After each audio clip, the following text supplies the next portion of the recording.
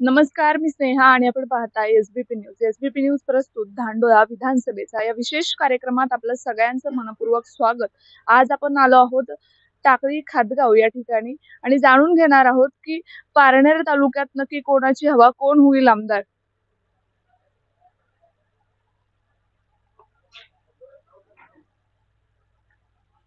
नमस्कार. काय वाटतं कोण होईल पारनेर तालुक्याचा आमदार? सौ राणीताई लंके हेच होते. का बरं? का वाटतं राणीताई लंकेचा आमदार होईल? कारण बऱ्याच दिवसापासून त्यांचे अनेक विकास कामं आमच्या गावामध्ये दिलेले आहेत आणि आतापर्यंतही चालू आहेत.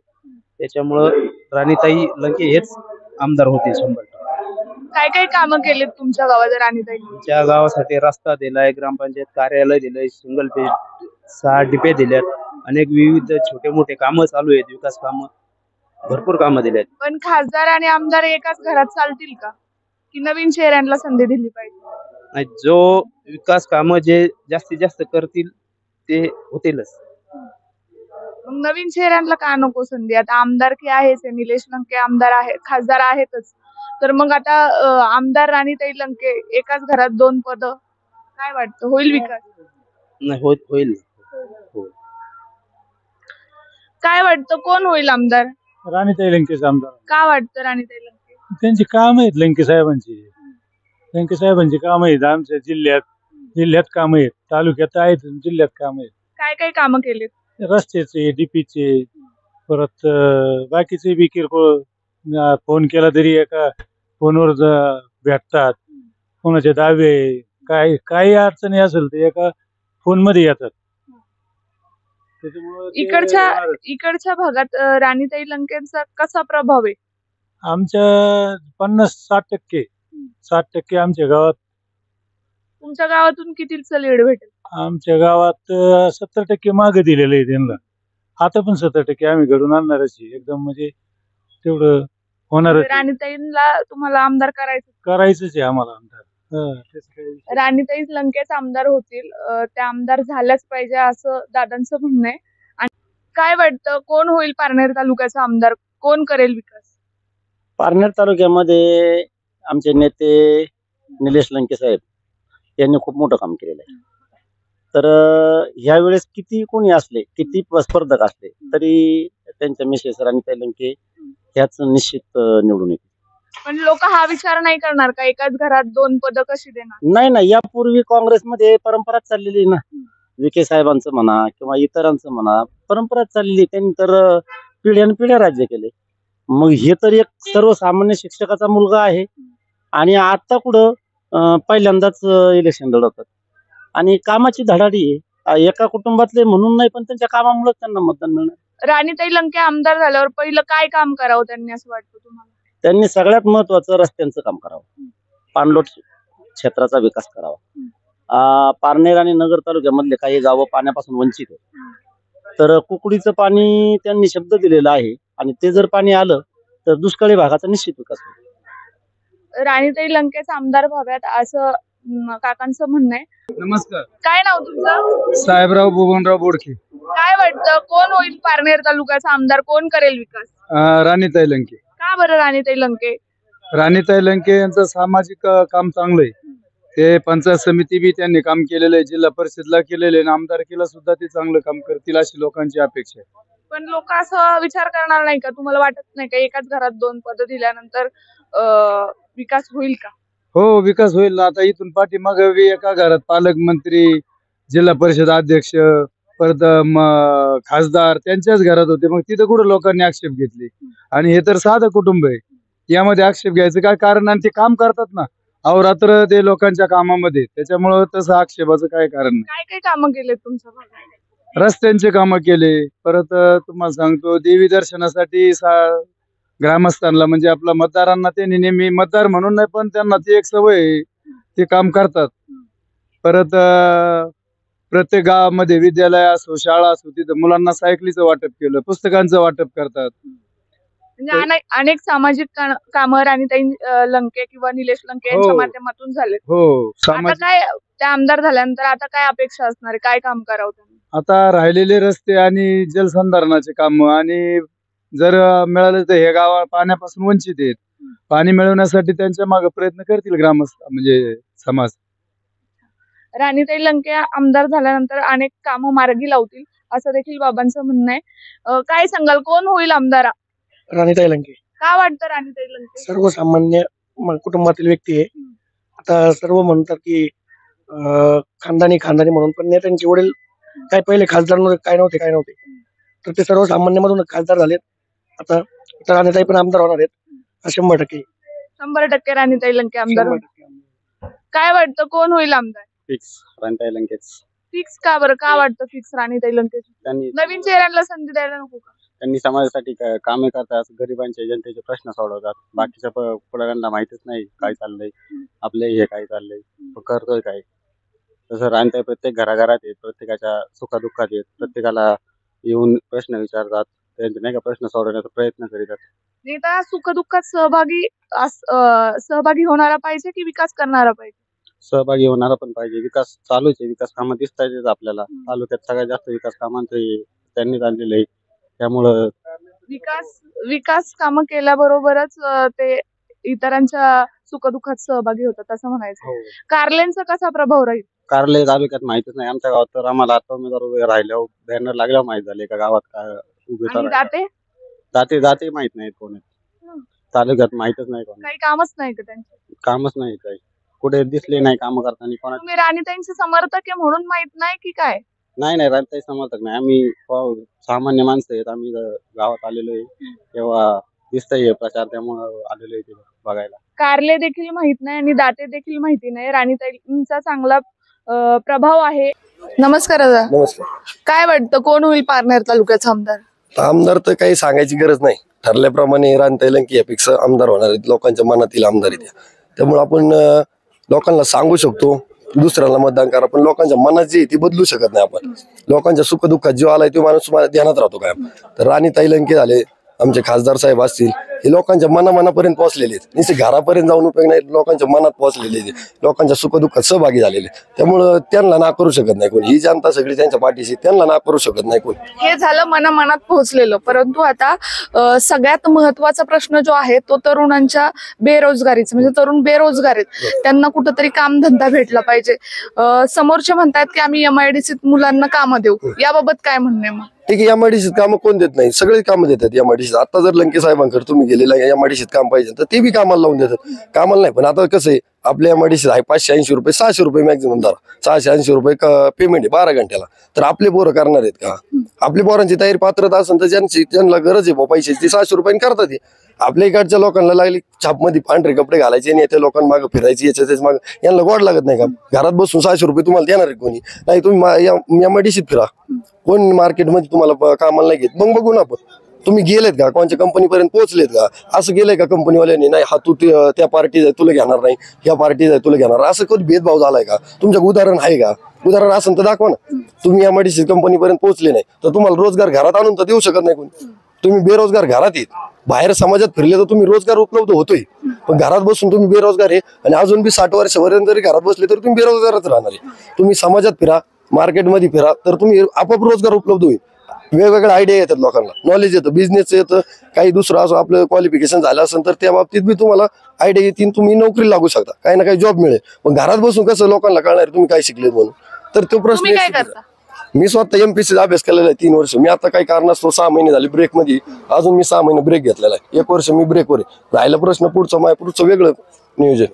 अच्छा, आता असं देखील म्हणतात की राणीताई लंकेंनी MPSC UPSCच्या मुलांना भरपूर मदत केली, त्याबाबत काय म्हणणं? केली ना. आता पारनेरचं ऑफिस आहे आमचं लंके साहेबांचं, तिथं पुण्यावरून MPSC करणारे सगळे पोरं आले होते.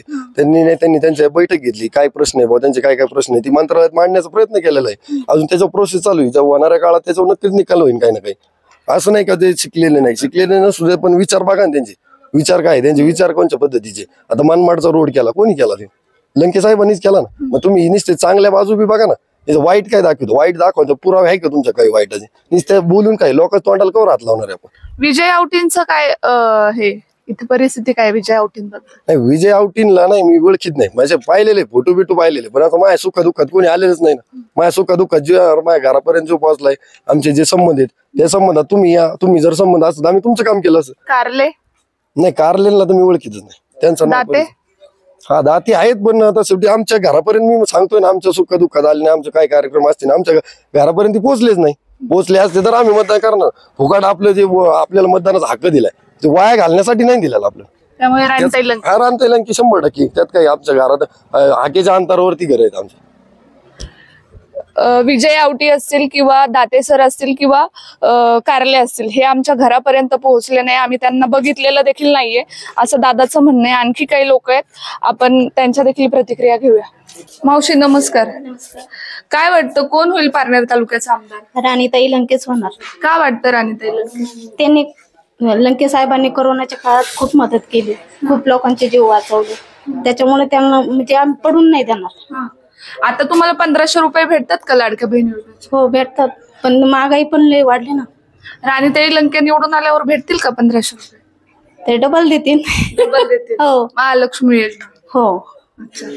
ताईंचं म्हणणं आहे की राणीताई लंके निवडून येतील, जरी 1500 रुपये बंद झाले राणीताई निवडून आल्यानंतर, पण त्या डबल देतील असं देखील ताईंचं म्हणणं आहे. काय वाटतं कोण होईल पारनेर तालुक्याचा आमदार? राणीताई लंके. का बरं राणीताई लंके? त्यांनी कोरोना काळामध्ये महत्वाची कामगिरी बजावली. लाडक्या बहिणीचे पैसे भेटतात का 1500 रुपये? हो भेटतात. राणीताई लंके निवडून आल्यावर 1500 रुपये बंद होतील त्यांचं, जर बीजेपीचं सरकार आलं नाही तर? मग ते आल्या तर डबल देतील. डबल देतील. हो. राणीताई लंके निवडून आल्यानंतर डबल पैसे देतील. आता पण लाडक्या बहिणीचे 1500 रुपये बंद झाले तरी काही हरकत नाही असं देखील ताईंचं म्हणणं आहे. काय वाटतं कोण होईल पारनेर तालुक्यात आमदार? लंके साहेब. का वाटतं लंके साहेब? त्यांचे काम आहेत चांगले. काम आहेत. मग काशीनाथ दाते सरांची कामं नाही का? त्यांचे आहेत ना, त्यांच्या गटात आहेत. त्यांच्या गटात. तुमच्याकडे कामच केली नाही का त्यांनी? आमच्याकडे काहीच काम नाही त्यांचं. काय काम? राणीताई लंके आमदार झाल्यावर काय अपेक्षा असतील? काय नाही, रोडचे काम झाले, लय झाले चांगले. रोडचे काम केले तरी लय झाले, बाकीच्या विकासाची काय गरज नाही, जे ते आपला करतो. विकास कामं करतील पण रोड महत्वाचे. रोड महत्वाचे आहे. बाबांचं म्हणणं आहे रोड महत्वाचे, विकास कामं तर होणारच. काय वाटतं कोण होईल आमदार? मी इथलं नाही ताई, कोण होईल शिरूर तालुक्यात आमदार? बापू. अशोक बापू पवार. आता ते प्रकरण घडलं, त्यांच्या मुलाचं अपहरण झालं, त्याचा काय फटका बसेल का? त्यांच्यावर आरोप केले. नाही नाही, ते जाणून बुजून आरोप झालेले आहेत. बापूंचं काम चांगलं आहे, विकास कामं केलेले. हो 100%. काका शिरूर तालुक्यातले, शिरूर मध्ये बापूच आमदार होतील असं सांगतायत. बाबा नमस्कार. काय वाटतं कोण होईल आमदार? आमदाराचा आमच्या खासदाराचेच घरचे होते, दुसरं कोण व्हायचं? आता एवढं आम्ही डिग्रीनी केलं त्या वेळेला आता मागे राहणार आहेत काय? हा आमदार ताईच राणीताईच होणार का? हा मग विशेष नाही काही. खासदारचा अवघड, ते काढून लावलं तरी याचा अवघडच नाही ना. तुमच्याच तालुक्यातले तुमचे तुम्हीच खायला झोपले कोरोना विशेष म्हटलं ना तिथे. कारले नाही होणार का? कारले तुमच्या भागातले? नाही ना, आता कारलेला दिलं मग आहे तेव्हा पक्षाचं होईल बघा का तेवढे देणारे जे पक्ष दिसते बाकीच्यांचं काय सांगते ते. शरद पवारांची साथ देणार ना तुम्ही? आम्ही पहिलेच आहेत त्यांचे जुनेच. ओके. राणीताई लंके आमदार होणार. बाबांचं देखील म्हणणं आहे राणीताई लंकेच आमदार होणार फिक्स. नमस्कार. नमस्कार. काय वाटतं कोण होईल पारनेर तालुक्याचा आमदार? राणीताई होतील ना. राणीताई होतील. काय वाटतं राणीताई लंके? काय राणीताई आणि त्यांचे मिस्टर आहेत ना निलेश लंके, यांनी जवळजवळ जनसेवेला वाहूनच घेतलेले. ते आपलं कोविड मध्ये त्यांनी काम केलं आणि राणीताई कायमस्वरूपी घरचं कोणतंच काम नाही करत, कायम जनतेच्याच कामात बाहेर आहेत आणि काम, समाजसेवा, समाजसेवेबरोबर राजकारण आणि समाजकारण या सगळ्या गोष्टींनी काय केलं त्या प्रत्येक कुटुंबाशी माणसाशी जोडल्या गेलेल्या आहेत आणि त्यांचं सरकार दरबारी काम पोचवण्याचं, गोरगरिबांचे प्रश्न सोडवण्याचं, जनहित कशातही वैष्णव जनतो तेने काही असे जे हीन माणसं आहेत, दलित आहेत किंवा गोरगरीब आहेत, का आर्थिकदृष्ट्या मागासलेले आहेत, अशा सगळ्या लोकांचे प्रश्न सोडवण्यासाठी ते काय असतात, रात्रंदिवस बिझी असतात. आणि कसं आहे, आणि हा पठार भागाचा मागासलेला तालुका म्हणलं तरी चालेल, इथं कुठंच पाणी येत नाही. चारही नद्या ज्या आहेत ह्या चारही नद्या ह्या तालुक्याच्या बाहेरून गेलेल्या आहेत आणि पाण्याचा सोर्स म्हणजे फक्त कोणता पावसाचा आहे आणि पावसावर येणाऱ्या शेतीला त्यांनी योगदान देण्यासाठी अनेक प्रकारचे या ठिकाणी प्रकल्प करण्याची नाला बिल्डिंग म्हणा, रस्ते म्हणा, दळणवळणाचे साधनं म्हणा आणि लोकांपर्यंत जाण्याचा त्यांचा मानसिकता, या सगळ्या गोष्टी कशा आहेत अत्यंत उपक्रमशील आहेत आणि ते काय असे आश्वासनं द्यायचे मग काहीतरी थापा मारायचे असं नाही. जी खरी खरी माहिती आहे. आश्वासनं कोण देत आणि थापा कोण मारत? आता आश्वासन राजकारणामध्ये चालतच ना, गडबड इकडे तिकडे तिकडे इकडे आहे का नाही. तसं यांचं कसं आहे, जर होणार असेल तरच हा म्हणायचं, नसेल तर उगाच विनाकारण आशेला लावायचं किंवा काहीतरी सांगायचं जायचं, तसं काम काय ते करीत नाही. आणि म्हणून अशा ह्या शेतकरी कुटुंबातला एक सेवानिवृत्त झालेल्या शिक्षकाचा मुलगा आहे. त्या शिक्षकांनी 58 वर्षापर्यंत शिक्षकी पिढी घडवण्याचं काम केले. असं त्यांच्या पोटी जन्मलेला एक सुपुत्र आहे आणि या सुपुत्रांनी समाजकारण करताना राजकारण केलंय. त्याच्यानंतर शेतीशी निगडीत असणाऱ्या उद्योगधंदे वाढवण्याचा प्रयत्न केला, तरुणांना वाव कसा मिळेल याचा प्रयत्न केला आणि प्रत्येक गावाला जोडणारे. तुमचा प्रश्न मध्येच थांबवते. राणीताई लंके आमदार झाल्यानंतर तरुणांचे प्रश्न सोडवणार का? जे बेरोजगार तरुण आहेत त्यांना रोजगार निर्माण करून देणार का? आता जशी परिस्थिती तयार होईल त्या पद्धतीने त्या तरुणांचे समजा त्यांचं क्वालिफिकेशन, त्यांची योग्यता, त्यांची गुणवत्ता अशा सगळ्या बाबी धरून किंवा त्या तरुणाची एक महत्वाकांक्षा पाहिजे की आपण एक केलं पाहिजे, हे करायला पाहिजे, आपण ते जायला पाहिजे. राणीताईंचं एक मार्गदर्शन घेतलं पाहिजे. राणीताई काय नोकरी नाही देणार, पण तरुणांनी सुद्धा असं समजून घेतलं पाहिजे, आपली क्वालिटी वाढवली पाहिजे, क्वालिफिकेशन वाढवलं पाहिजे आणि गुणवत्ता जर वाढली तर नक्कीच त्यांना पुढे नेण्याचं काम ते करतील. तुम्ही काय करता बाबा? मी सेवानिवृत्त मुख्याध्यापक 30 वर्ष सेवेत होतो आणि त्यांचा माझा चांगला संपर्क आहे. वेळोवेळी समाजसेवा करताना ती किंवा हे राजकारण करताना समाजकारण करताना निस्वार्थीपणाने ते काम करत असतात. राणीताई लंके आमदार होते. हो. सेवानिवृत्त मुख्याध्यापक आहे, त्यांचं देखील म्हणणं आहे की राणीताई लंकेच आमदार होती. नमस्कार. नमस्कार. काय नाव तुमचं? राजू नरोडे. काय वाटतं कोण होईल पारनेर तालुक्याचा आमदार? राणीताई लंके.